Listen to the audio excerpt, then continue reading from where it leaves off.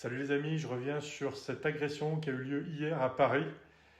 Un individu, deux couteaux et surtout les très très bonnes réactions de ce premier témoin qui hurle pour avertir les victimes potentielles. Le fait de hurler, ça a permis également d'activer toutes les personnes qui interviendront pour son interpellation.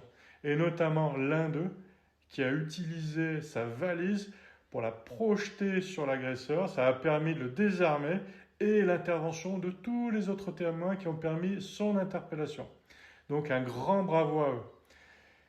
Un grand bravo à eux et j'en profite également pour souligner justement la différence qu'il peut y avoir entre les sports de combat classiques qui préparent les élèves à affronter un seul adversaire dans un carcan technique bien précis, avec des limitations techniques, avec une réglementation, avec un poids similaire, etc.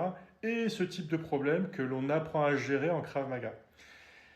Et pourquoi on apprend à gérer ce genre de problème? C'est parce qu'on parle de survie. Et là, on est dans la vie courante, en fait.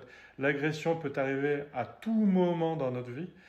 Et là, comme ici, ça peut arriver notamment à distance. Et comment on réagit lorsqu'on est à distance? Comment on réagit s'il est proche de nous, s'il y a notre famille à côté, etc., etc.